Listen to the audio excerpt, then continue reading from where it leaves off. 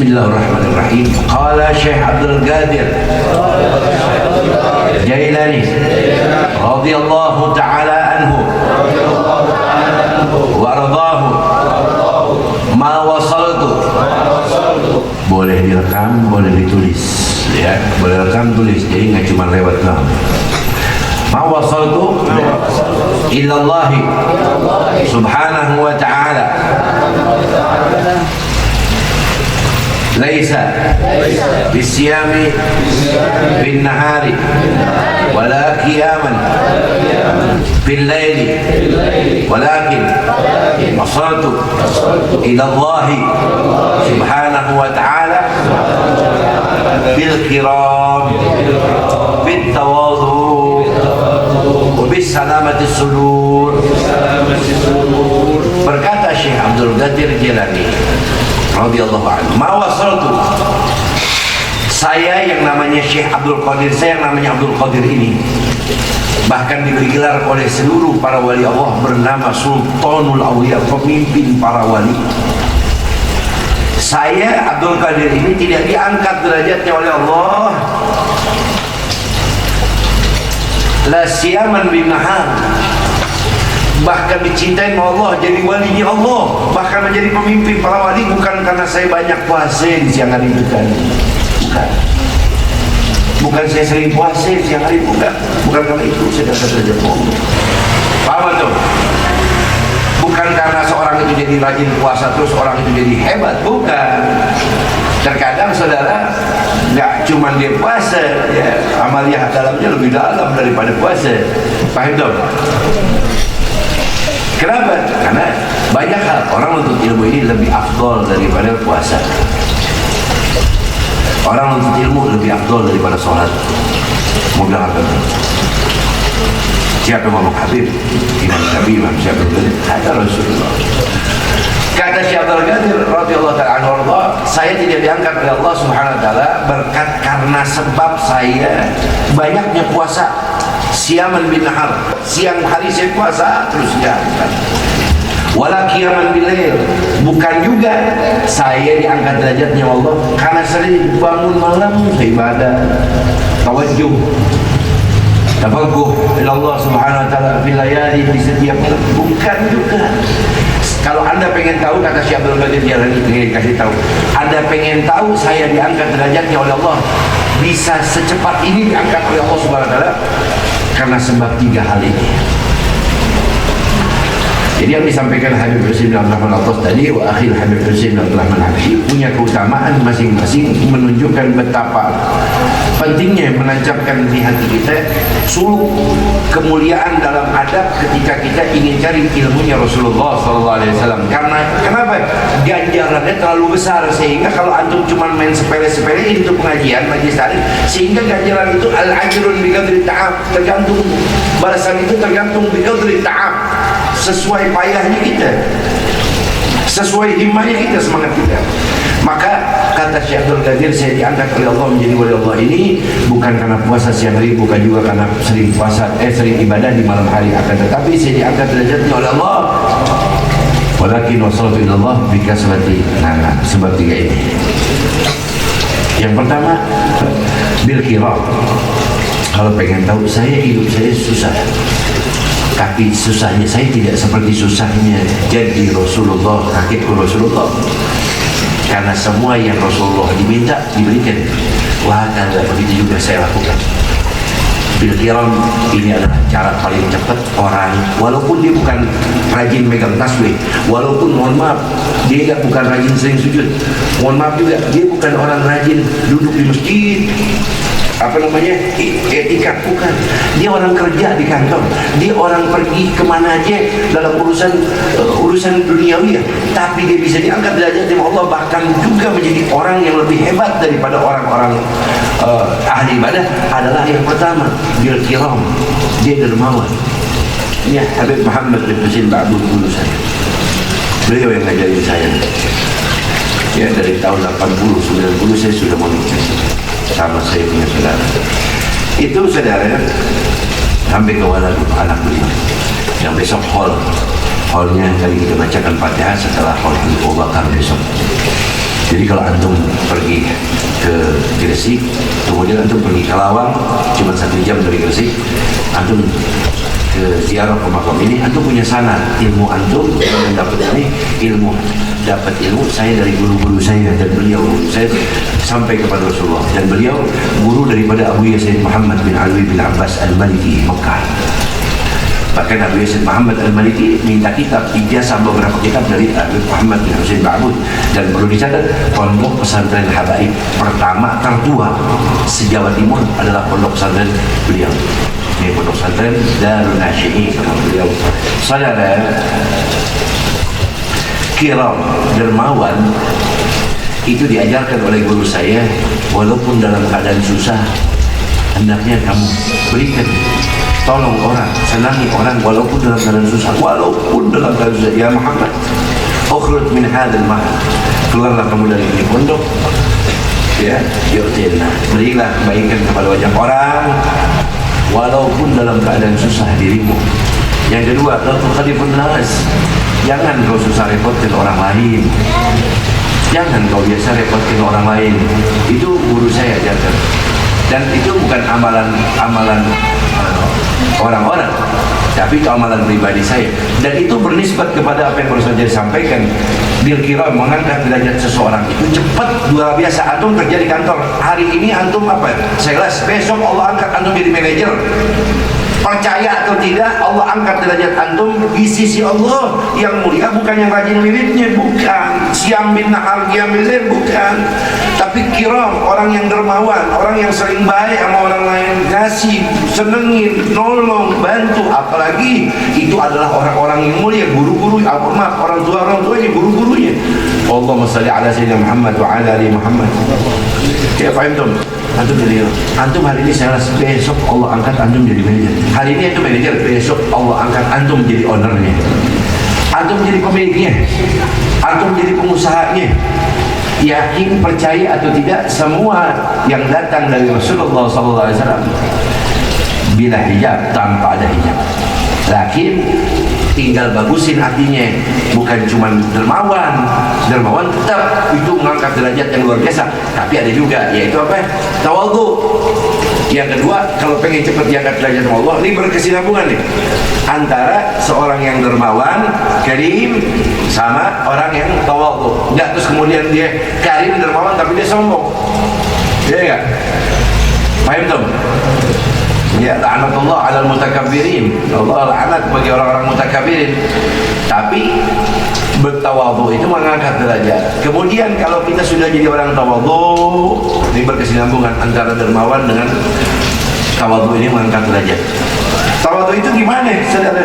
Ya, kita bisa dapetin dari bagaimana para sahabat Rasulullah kepada Rasulullah, bagaimana Rasulullah kepada para sahabatnya, bagaimana wali ini dengan wali itu, bagaimana wali-wali ini dengan para murid-muridnya, bahkan bertemu dengan orang di jalan. Bagaimana tawadhu mereka tidak menunjukkan mereka adalah punya ilmu, bahkan punya uang, enggak kelihatan orang punya apa-apa ini, tapi dia punya kemuliaan. Nah, ini orang diangkat derajatnya bukan sama bos, direktur, tapi diangkat derajatnya adalah Allah. Allah Rabbul Rahman, Rabbul Jalal, Rabbul Alamin Jalla wa Ala. Yang angkat derajatnya Allah Subhanahu wa ta'ala, saudara. Paham dong? Kedua itu. Jadi apa? Pertama, dermawan. Katanya punya hati, nolong orang. Apa yang ada yang didapat di rumah, jangan biar itu makanan sampai basi di rumah ente. Itu makanan dihisab besok di akhirat. Kasih orang. Apa yang ente rasain yang enak, jangan cuma ente, orang-orang di sekitar ente dikasih biar rasain apa yang dirasain ente, sehingga nanti itu dapat kemuliaan buat itu. Paham tuh? Kalau antum pengen cepat derajat itu diangkat sama Allah, jadi orang baik, dermawan, karim. Yang kedua, tawadhu, rendah hati. Ya enggak? Kalau lihat orang soleh apalagi, ya, tawadhu, nundukin kepalanya. Ya, terakhir, wabi salamati sudur. Dua perkara ini berkesinambungan juga dengan yang terakhir, yaitu urusan hati. Karena banyak amalan yang udah dilakukan sama kita, tapi kok nggak nembus-nembus, kok nggak keluar-keluar, kok nggak hasil-hasil. Jawabannya karena ada penghalang di akhir, yaitu apa? Urusan bulu hati kita. Perlu dicatat baik-baik ya, urusan hati kita saudara. Jadi kalau urusan hati kita udah nggak bagus, udah seperti yang Nabi katakan, idza saluhat jasad jasad dulu. Ya. Jadi kalau udah rusak, itu fasadat, maka rusak semuanya. Jadi jangan sampai kita udah ngebagusin, udah ngebangun, kita ngebongkarin dari bawah, ternyata dihancurin lagi. Nah jadi pesan Habib itu yang disampaikan oleh guru kita, nasihat untuk kita menghadapi daripada majelis yaitu guru. Masalahnya saudara, kadang-kadang kita udah dapetin ilmu berkah ini, ada orang yang susah dapat berkah. Dan Nabi katakan dalam kitab Irsyadul Ibad, Imam Abdullah bin Haddad, ada orang yang paling sulit untuk dapat berkah kita. Jadi antum ini jadi suami nih, jadi orang laki. Siapa ya orang yang paling susah dapat berkah dari kita? Murid sama guru? Enggak. Murid udah pasti banyak dapat berkah kalau dia khidmah, dia buat mahabbah, ya, dia punya kebaikan, pasti dapat berkah, pasti. Siapa di antara mereka yang sulit dapat berkah? Kata Nabi, bukan orang lain, istri dan anakmu orang yang paling sulit untuk dapat berkah engkau. Anak kita masuk. Jadi kalau hari ini antum udah berumah tangga, kenapa antum punya istri, punya anak tuh gak bisa ngikutin apa yang antum berikan? Kadang-kadang itu Nabi udah ngasih tahu. Jadi jangan kaget kalau hari ini dapetin kita punya, mohon maaf, ahli bait, keluarga kita masing-masing itu orang yang paling susah dapat berkah. Kenapa? Ya karena sesuai yang disampaikan oleh Imam Al-Haddad, kita ini saudara kurang bagus, ngerapihin bagus daripada perkara-perkara dalam berumah tangga. Itu ujian paling besar. Nabi anjurin kalau berumah tangga, jangan kau berbicara tentang urusan serius dalam rumah tanggamu di atas kasur. Sadatul hibah, menjatuhkan wibawa. Nah ini nasihat dari Nabi. Paham tuh? Paham tuh? Kemudian yang kedua kata Rasulullah, idza kana junub, apabila kamu dalam keadaan junub, wa'alaikum bitawadu, hendaknya kau buru-buru ambil wudu. Karena kalau kau tidak, ya benar sih sadatul hibah, menjatuhkan wibawa. Paham tuh? Kalau kasih nasihat serius, la fawqul firas, jangan di atas kasur. La takhruju ala malikum, jangan kau keluarkan semua hartamu di depan istri-istrimu. Apabila kau tampakkan semua urusan itu di depan mereka, kau akan menjadi pengikutnya, bukan dia yang jadi ikut kamu. Paham tuh? Artinya, jadi Nabi ajarin di sini beberapa perkara sampai begini. Kemudian la takhruj, jangan pernah keluarkan kisah kesulitan, masalah urusan, mohon maaf, keadaan keluarga besarmu dari pihak suami, maksud dari engkau. Jangan, saya punya saudara ini hobinya maksiat, ente ceritain. Mohon maaf, sampai ke orang tua ente ceritain sama bini ente. Mohon emang mak saya begitu, emang gue masih jelek banget hidupnya. Jangan. Sadatul hibah, ente nggak ada wibawanya sama sekali, hilang. Di sini manusia diberitahu sama Rasulullah, maka hilanglah keberkahan dalam rumahmu itu tidaklah lain, bukan orang lain. Siapa mereka? Istri dan anakmu. Sulit untuk dapatkan nasihat darimu karena memang di antaranya banyak perkara yang kalian mohon maaf, langgar dalam perkara hidup di rumah tangga. Itu di situ sudah. Bapaknya kiai besar, bahkan seorang karismatik, alim, faqih, soleh. Hari ini anaknya diburu polisi, dia ditangkap tuh anaknya kiai gara-gara mohon maaf berbuat sesuatu yang buruk. Saya bukan nyalahkan perbuatannya, enggak. Saya bukan nggak nyalahkan, tapi caranya jangan begitu. Ah, ini kenapa aja? Padahal kan bapaknya kiai, bapaknya orang alim. Anaknya masa iya nggak ada ilmunya? Oh, ada ilmunya. Kenapa? Nah itu dia, keberkahan hilang. Ada beberapa keberkahan yang paling sulit kata Rasulullah, diantaranya itu dia. Kenapa? Karena pertama babanya ngorok, tahu deh. Babanya ngoroknya gimana? Ada nadanya diikutin, malah tahu anaknya. Iya nggak? Mohon maaf, babanya injekin babanya dong, injekin. Babanya kentut, malah begitu saudara. Ya enggak? Kita ngiler, kita ngigo, bagus kalau ngigonya. Hasil macam-macam dilihat sama anak kita. Mohon maaf, emang itu belegot sama orang kagak aja di rumah belegot. usul itu mana-mana, anak lihat. Ini saudara sangat terhebat.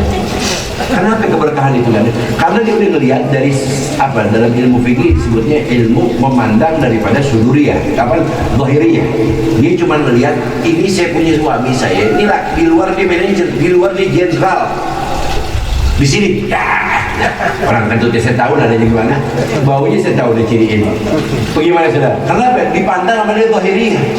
Karena hidup sudah setiap hari bersama, sehingga asar memuliakan itu mulai lenyap.